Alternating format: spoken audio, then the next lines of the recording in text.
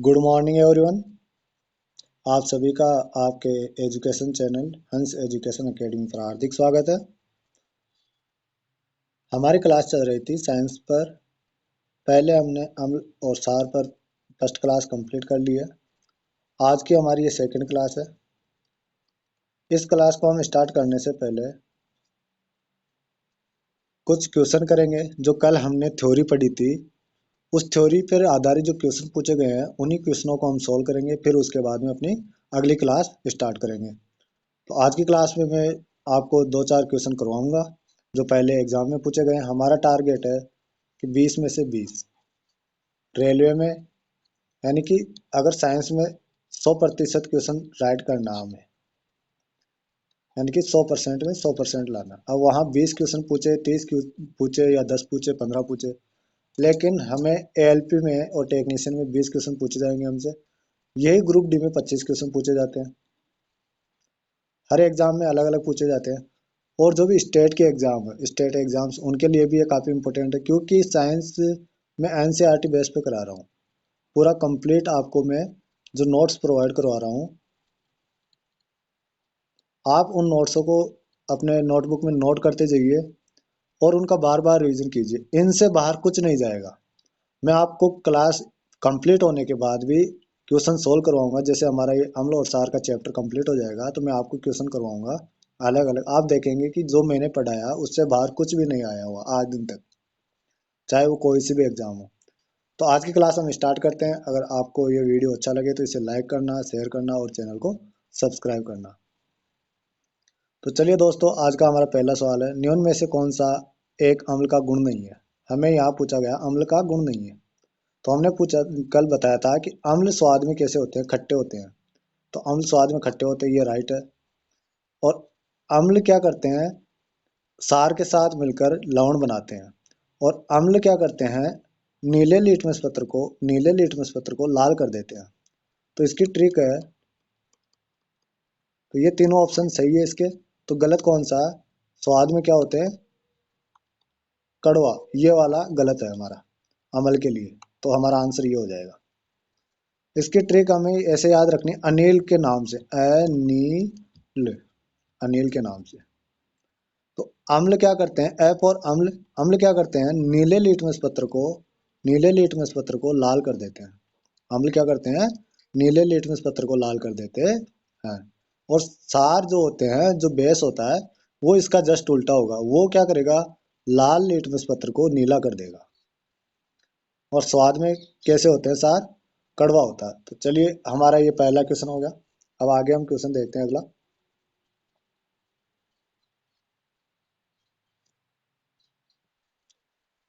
ये क्वेश्चन है, शुष्क लिटमस पेपर पर शुष्क HCl गैस की क्या प्रक्रिया यानी क्रिया होती है। तो हम यहाँ देखते हैं कि अगर शुष्क के साथ हम क्रिया करवाएंगे तो कोई क्रिया नहीं होगी, कोई क्रिया नहीं होगी। तो लिटमस पत्र का जो कलर है वो भी परिवर्तित नहीं होगा। नीला या लाल लिटमस पेपर अपना रंग नहीं बदलता, क्योंकि हमें HCl कैसा चाहिए, तनु, तनु चाहिए।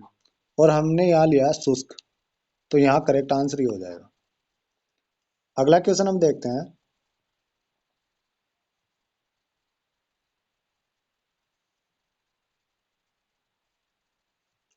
कल हमने देखा था कि सोडियम कार्बोनेट की HCl जो अम्ल है, हाइड्रोक्लोरिक अम्ल, उससे अभिक्रिया से क्या उत्पन्न होता है, उससे कार्बन डाइऑक्साइड उत्पन्न होती है। कार्बन डाइऑक्साइड उत्पन्न होती है।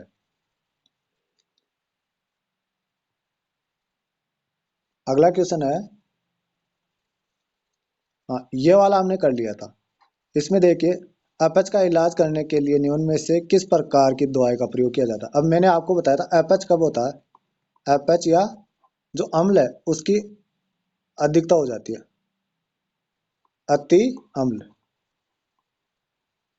अति अम्ल। तो अम्ल की मात्रा बढ़ जाएगी, हमारा आमाशय में HCl पाया जाता है, इसका पीएच मान 1.2 होता है। अगर इसकी मात्रा बढ़ जाती है तो हमारे शरीर, हमारा जो है पाचन है, वो पचता नहीं है, पाचन क्रिया खराब हो जाती है। तो इसमें हम क्या मिलाएंगे, क्षार मिलाएंगे। और क्षार में कौन सा मिलाएंगे, MgOH का होल ट्वाइस। यानी कि MgOH का होल ट्वाइज है milk of magnesia magnesium hydro oxide. ये एक क्या होता है, क्षारीय होता है, दुर्बल क्षारीय होता है, जिसका पीएच मान 10 होता है। कल मैंने बताया था इसके बारे में, पीएच मान 10 होता है। तो इसे क्या कहेंगे हम, एंटी एसिड, यानी कि एसिड के उल्टा काम करने वाला, एंटासिड। तो इसका आंसर हो जाएगा एंटासिड। अगला क्वेश्चन देखिए,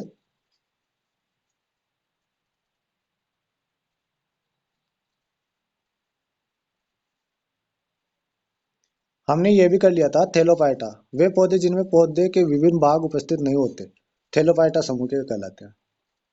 थेलोफाइटा, यहाँ थेलोपाइटा करेक्ट आंसर आएगा।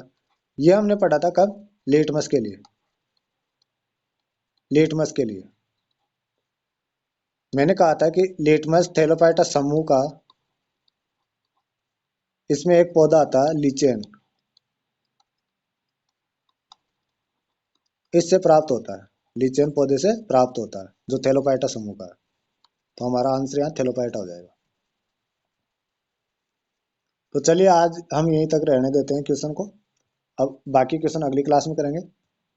अब हम देखते हैं अपनी डिटेल पे आते हैं, जो हमारा टॉपिक चल रहा था उस पर। आज की क्लास में मैं आपको पढ़ाऊंगा कि विभिन्न अम्ल और क्षार बताऊंगा और वो किन में पाए जाते हैं। तो मैं आपको बताऊंगा, इधर लिखूंगा अम्ल का नाम,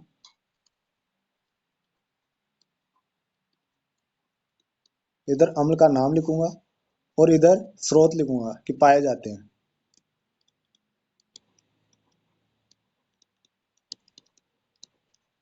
कि किस में पाए जाते हैं। जैसे मैं लिखूं यहाँ पहला, कलर चेंज कर लेता हूं मैं, एसिटिक अम्ल,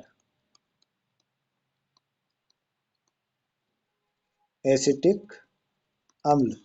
तो एसिटिक अम्ल किस में पाया जाएगा, सिरका में, किसमें, सिरका में पाया जाएगा एसिटिक अम्ल। दूसरा मैं लिखूं फॉर्मिक अम्ल, कल हमने इसके बारे में पढ़ा था, फॉर्मिक अम्ल या मेथेनोइक अम्ल, मेथेनोइक अम्ल, फॉर्मिक अम्ल या मेथेनोइक अम्ल। ये किस में पाया जाता है, चींटी या नेटल, चींटी या नेटल के डंक में, चींटी या नेटल के डंक में पाया जाता है। उसके बाद में हम तीसरा देखते हैं, साइट्रिक अम्ल या सीट्रिक अम्ल, साइट्रिक,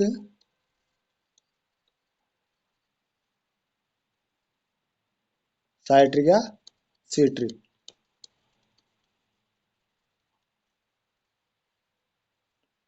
साइट्रिक या सीट्रिक अम्ल। ये किस में पाया जाता है, ये पाया जाता है नींबू में, नींबू में, और जो नींबू कुल के पौधे होते हैं उनमें, फलों में, नींबू, संतरा, किस में पाया जाता है, ये नींबू और संतरा में। यानी कि नींबू कुल के, नींबू कुल के पौधों में, नींबू कुल के पौधों में पाया जाता है। अब हम देखते हैं चौथा हमारा, 4 नंबर पे, लैक्टिक अम्ल,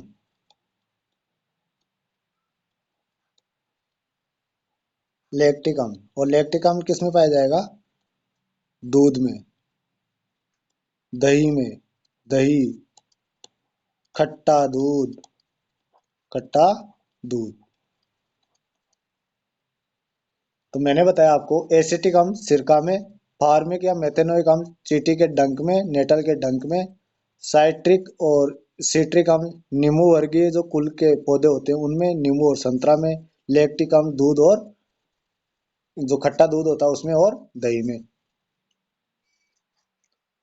अब हम आगे देखते हैं,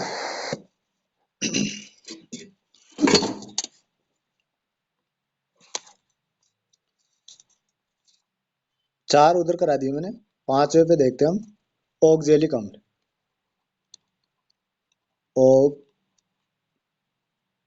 ऑक्जेलिक ऑक्जेलिक अम्ल, ऑक्जेलिक अम्ल ये पाया जाता है टमाटर में। टमाटर टमाटर और पालक में, टमाटर और पालक में ऑक्जेलिक अम्ल पाया जाता है टमाटर और पालक में। छठा है एस्कार्बिक अम्ल, एस्कार्बिक अम्ल, एस्कार्बिक अम्ल। और जो एस्कार्बिक अम्ल है इसे हम बोलते हैं विटामिन, विटामिन सी, इसे ही बोलते हैं हम विटामिन सी। विटामिन सी का रासायनिक नाम ही क्या है, एस्कार्बिक अम्ल है। और ये पाया जाता है आंवला में, आंवला और सिट्रस जो फल होते हैं, सिट्रस फल, सिट्रस फलों में। अब यहीं में एक इम्पोर्टेंट चीज बता देता हूँ आपको, विटामिन सी की बात आई तो विटामिन बी एंड सी ये क्या है, जल में विले विटामिन है।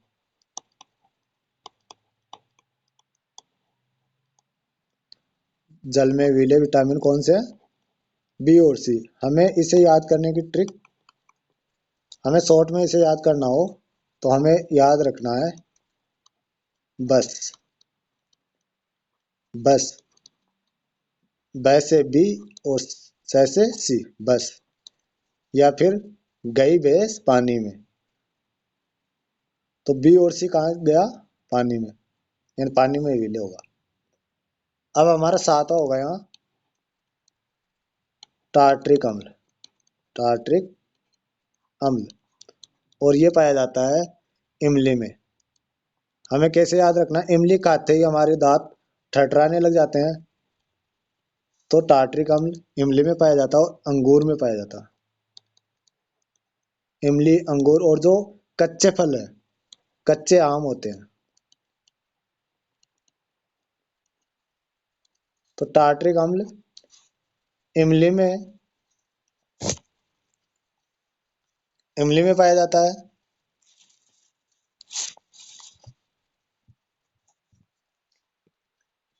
इमली में पाया जाता है, अंगूर में पाया जाता है और कच्चे आम में पाया जाता है।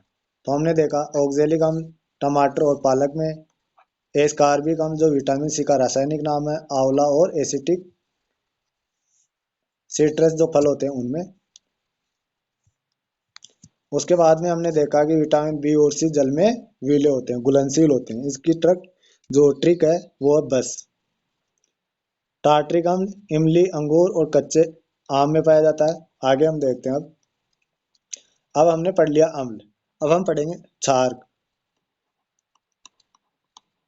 क्षार, बेस।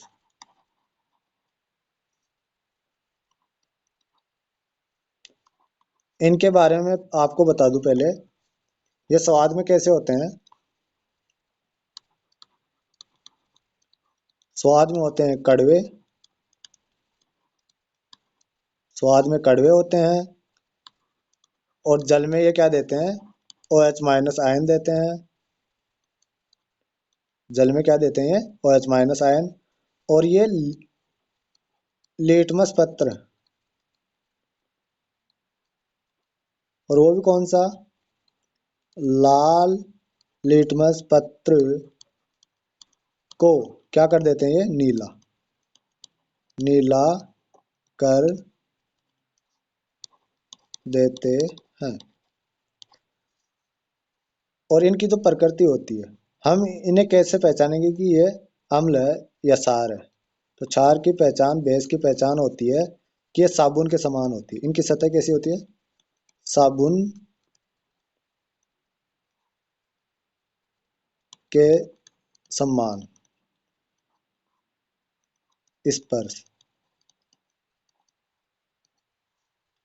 स्पर्श कैसा होता है इनका, साबुन के जैसा चिकना होता है। जैसे एलोवेरा, ग्वार पाटा जो होता है आपने देखा होगा, तो साबुन के समान। और इनको हम हाथ से रगड़ेंगे तो क्या झाग दिखाई देंगे, तो ये हो गया 4। अब हम देखते हैं कि जो ये विभिन्न प्रकार के 4 होते हैं इनके बारे में। तो हम देखते हैं कि जैसे जैसे 7 से आगे जाएंगे, 7 से 14 की तरफ जाएंगे, तो जिसका 14 पीएच मान होगा, पीएच मान 14 होगा, जैसे NaOH का है, सोडियम हाइड्रोक्साइड, इसका है, तो ये सबसे प्रबल होगा। प्रबल क्या होगा? प्रबल क्षारक होगा। और अम्लीयता इधर कम होती जाती है और क्षारीयता बढ़ती जाती है। हमने देखा था MgOH का होल ट्वाइस, इसका पीएच मान होता है 10। कितना होता है? 10। Milk of magnesia. अब हम आगे देखते हैं। अब मैं कुछ नाम लिख रहा हूँ, आपको बताना है कि ये कहाँ कहाँ पाए जाते हैं। मैंने लिखा CaOH का होल ट्वाइस, कल हमने इसके बारे में पढ़ा था। कैल्शियम हाइड्रो ऑक्साइड, इसका नाम क्या है? Calcium hydro oxide. Calcium hydro oxide. Calcium hydro oxide, इसे हम कहते हैं बुझा हुआ चूना।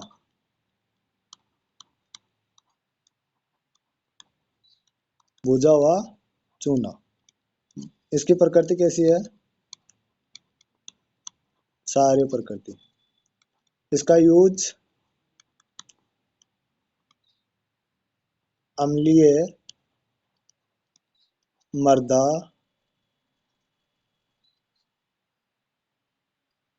में अम्लीयता को कम करने के लिए। और कहाँ होता है इसका यूज? इसका यूज होता है सफेदी करने में। सफेदी करने में। जब इसमें हम कार्बन डाइऑक्साइड गैस प्रोवाइड करते हैं, इसमें क्या करते हैं हम? कार्बन डाइऑक्साइड गैस प्रोवाइड करते हैं चूने के पानी में, तो CaCO3 प्राप्त होता है और इसका रंग दूधिया हो जाता है। दूधिया विलियन हो जाता है। और ये जो है इसको बोलते हैं हम संगमरमर। जब सफेदी की जाती है तो इसका निर्माण 3-4 दिन बाद में होता है और यही चमकता है। जो अंडे के छिलके के ऊपर पाया जाता है, जो अंडे के छिलके बने होते हैं, वो इसी के बने होते हैं, कैल्शियम कार्बोनेट के। हमारा ये कंप्लीट हो गया। अब इसके बाद में देखते हैं हम अमोनियम हाइड्रोक्साइड। अमोनियम हाइड्रोक्साइड जो कांच होते हैं हमारे, उनको साफ करने में यूज किया जाता है। एक है हमारा NaOH, sodium hydroxide, sodium hydro oxide, और पोटेशियम हाइड्रो ऑक्साइड। इनका यूज साबुन में, इनका यूज किसमें किया जाता है? साबुन बनाने में। सोडियम हाइड्रोक्साइड और पोटेशियम हाइड्रोक्साइड का यूज साबुन बनाने में किया जाता है। इसके बाद में MgOH का whole twice, milk of magnesia, इसका नाम है मैग्नीशियम हाइड्रो ऑक्साइड, जिसे बोलते हैं हम मिल्क ऑफ मैग्नीशिया।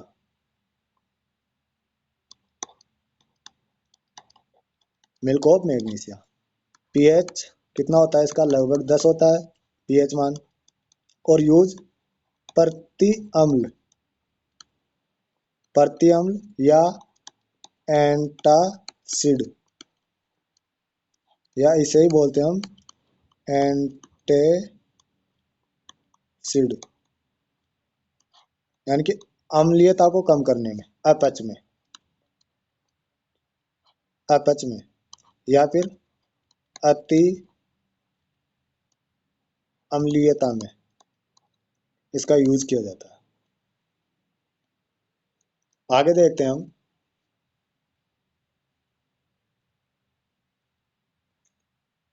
हमारा अगला टॉपिक अब एक सूचक और रह गया, जिसका नाम है गंधीय सूचक। गंधीय सूचक। गंधीय सूचक।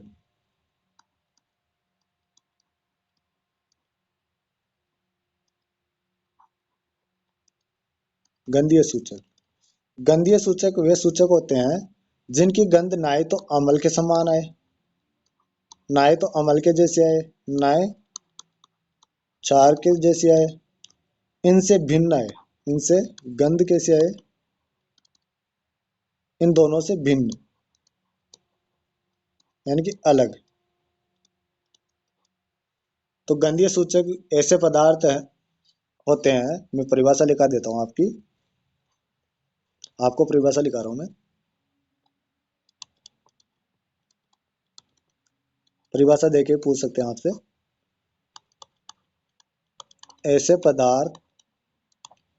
ऐसे पदार्थ जिनकी गंध अम्लीय,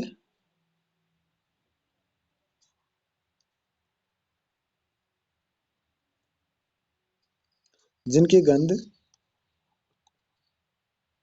अम्लीय या क्षारकीय माध्यम से भिन्न हो जाती है। इसके एग्जाम्पल है, 3 एग्जाम्पल है। एक है वेनिला का तेल, वेनिला का तेल। वेनिला का तेल आपने देखा होगा घरों में, प्याज का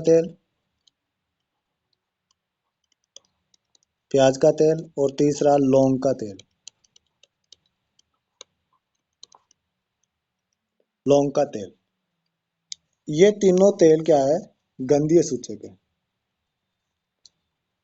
गंधीय सूचक किसे कहेंगे? ऐसे पदार्थ जिनकी गंध अम्लीय या क्षार के माध्यम से भिन्न हो जाती है, वो वेनिला का तेल है, प्याज का तेल है और लौंग का तेल है। आगे देखिए, अब हम पढ़ने वाले हैं अम्ल और क्षार के रासायनिक गुणधर्म। अम्ल एंड क्षार के रासायनिक गुण। गुणों में से एक क्वेश्चन पक्का पूछा जाता है, तो यहाँ हम ध्यान से देखेंगे अम्ल और क्षार के रासायनिक जो गुण है कौन कौन से हैं।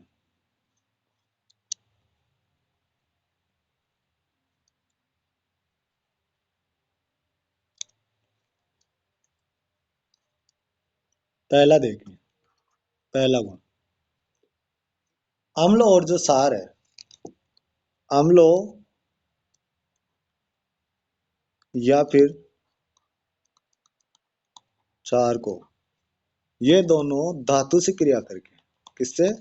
धातु से क्रिया करके लवण, धातु से क्रिया करके लवण का निर्माण करते हैं और हाइड्रोजन गैस का निर्माण करते हैं। किसका? हाइड्रोजन गैस का।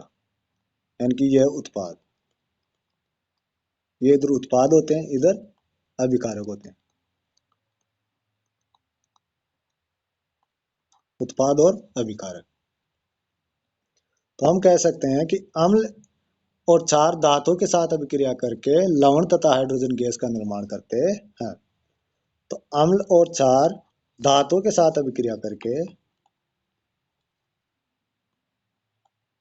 अम्ल व क्षार, एसिड एंड बेस, धातुओं के साथ अभिक्रिया, तो अम्ल और क्षार धातुओं के साथ अभिक्रिया करके लवण तथा हाइड्रोजन गैस का निर्माण करते हैं। अब हम रिएक्शन देके, एग्जाम्पल देके, तो हम देख सकते हैं कि जब जेडन धातु को, जिंक धातु को सल्फ्यूरिक अम्ल H2SO4 इसके साथ में रिएक्शन कराते हैं तो क्या बनता है? ZnSO4 plus H2। तो यहाँ ये क्या है? ZnSO4 लवण है,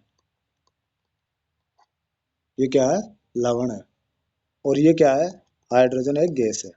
तो इन दोनों का निर्माण हो रहा है।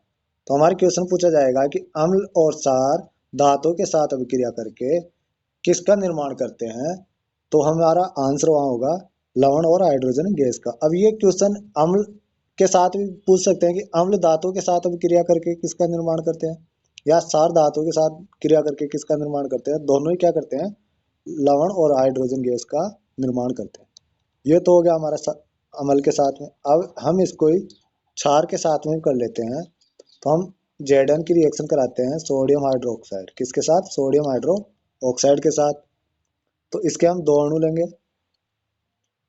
तो हमारा यहाँ जो बनेगा वो बनेगा Na2ZnO2, Na2ZnO2 प्लस H2। तो यहाँ पर भी ये तो लवण है और ये क्या है, हाइड्रोजन गैस है। इसे बोलेंगे हम सोडियम जिंकेट। क्या बोलेंगे इसको, सोडियम जिंकेट। तो हमने यहाँ पर भी देख लिया, हमने यहाँ पर भी देखा कि यहाँ अम्ल के साथ धातु क्रिया कर रही है, धातु और अम्ल की क्रिया हो रही है, उसमें क्या बन रहा है, लवण और हाइड्रोजन गैस। और यहाँ धातु और क्षार के साथ में रिएक्शन करके भी क्या बन रहा है, लवण और हाइड्रोजन गैस। अगला गुणधर्म हम देखते हैं इनका। तो अगला गुणधर्म है गुणधर्म नंबर 2, सेकंड हमारा होगा इसमें। यह है कि धातु धातु कार्बोनेट, धातु कार्बोनेट या धातु हाइड्रोजन कार्बोनेट,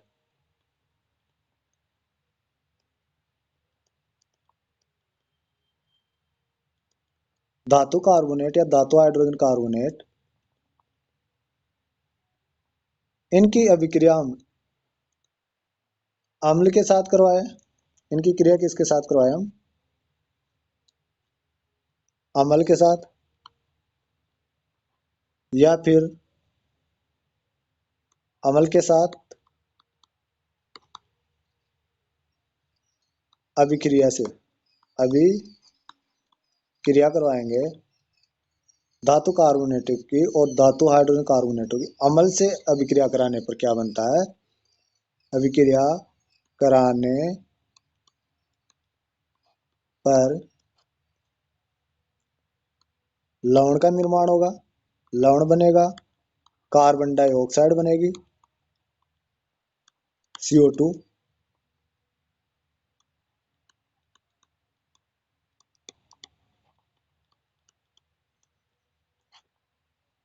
लवण, CO2, कार्बन डाइऑक्साइड और जल,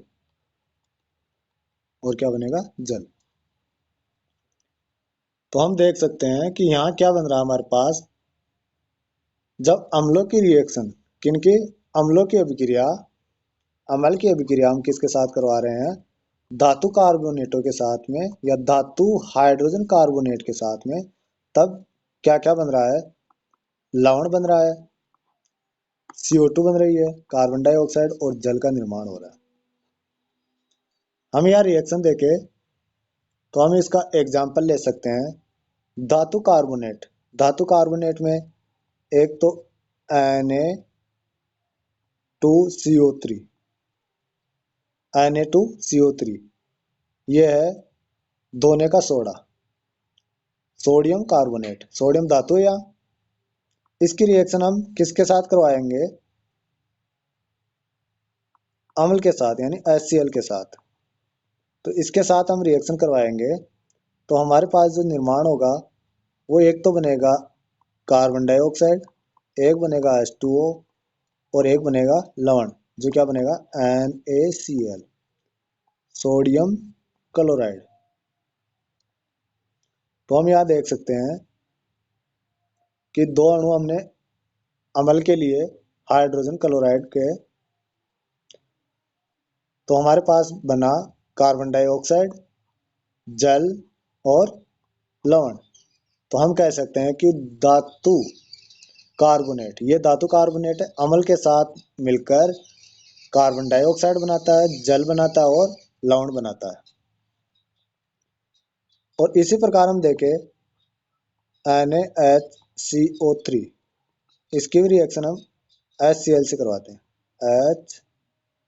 HCl से, हाइड्रोक्लोरिक अम्ल। तो इसमें भी क्या बनेगा, ये है धातु है, यहाँ धातु है, यहाँ हाइड्रोजन है, ये कार्बोनेट है।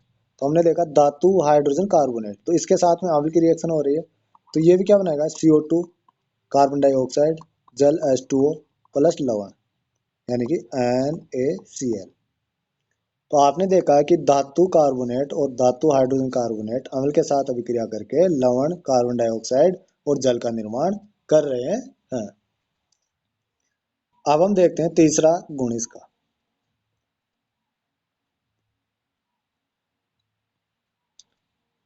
इसका तीसरा रासायनिक गुण देखते हैं हम। तो अम्ल एंड क्षार परस्पर अभिक्रिया करके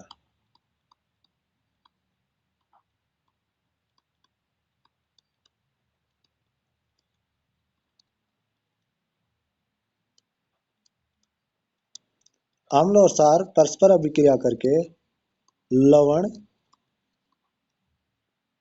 तथा जल का निर्माण करते हैं, जल बनाते हैं।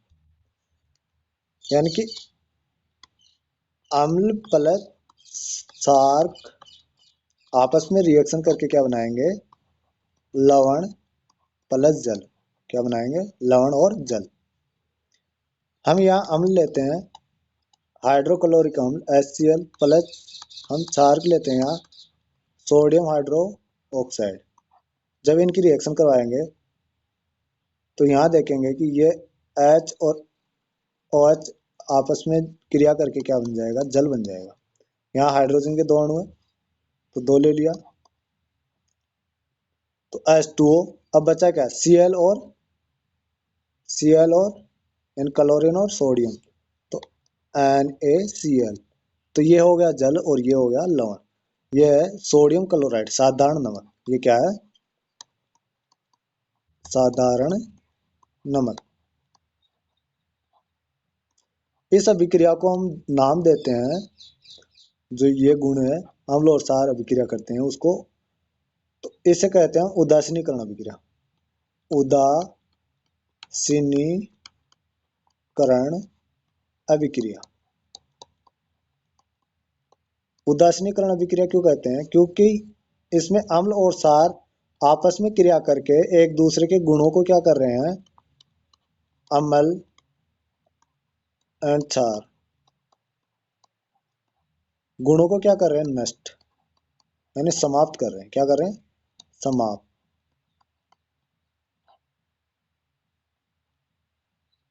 अपने गुणों को समाप्त कर रहे हैं। तो इसीलिए इसे उदासीनीकरण अभिक्रिया कहा जाता है। चौथा हम गुणधर्म देखेंगे इसका, और ये मैंने कल बता दिया था आपको, कल दोनों बताए मैंने। अम्ल और क्षार की अभिक्रिया से क्या बन रहा है, लवण प्लस जल, लवण और जल बन रहा है। तो अगर मैं अम्ल की अभिक्रिया, मैं क्या करूं, अम्ल की अभिक्रिया, अम्ल की अभिक्रिया में धातु ऑक्साइडों से, धातु ऑक्साइडों से, धातु ऑक्साइडों से करवाता हूं, तो क्या बनता है, लवण प्लस जल ही बनता है। लवण और जल का निर्माण होता है, लवण और जल का निर्माण हो रहा है।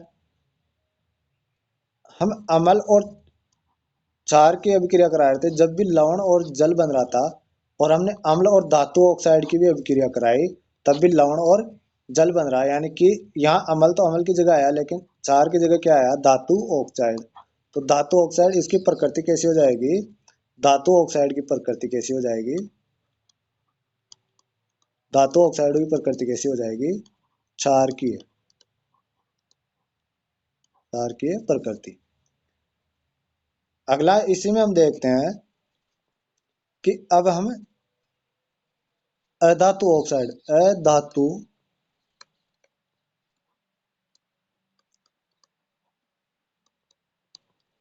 अधातु ऑक्साइड की अभिक्रिया हम किससे कराए, क्षार से, क्षार से, तो यहाँ पर क्या बनेगा, वही लवण और वही जल बनेगा, वही लवण और वही जल बन जाएगा।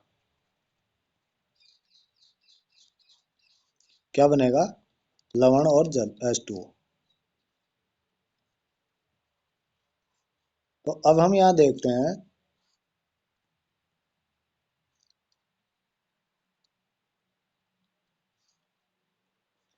अब हम यहाँ देखते हैं कि सार की जगह तो क्षार आया था, लेकिन अम्ल की जगह यहाँ क्या आया है, अधातु ऑक्साइड। क्या आया, अधातु ऑक्साइड। ये आया अधातु ऑक्साइड। अधातु ऑक्साइड की प्रकृति कैसी हो जाएगी, प्रकृति कैसी हो जाएगी, अम्लीय। प्रकृति कैसी होगी, अम्लीय प्रकृति होगी।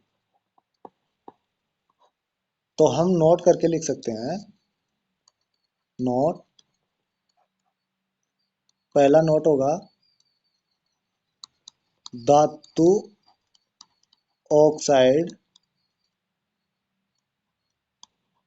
की प्रकृति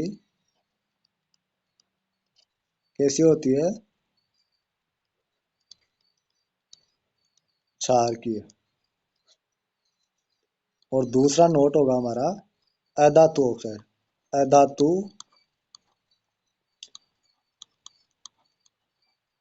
ऑक्साइड की प्रकृति कैसी होगी, अम्लीय, अम्लीय प्रकृति होगी।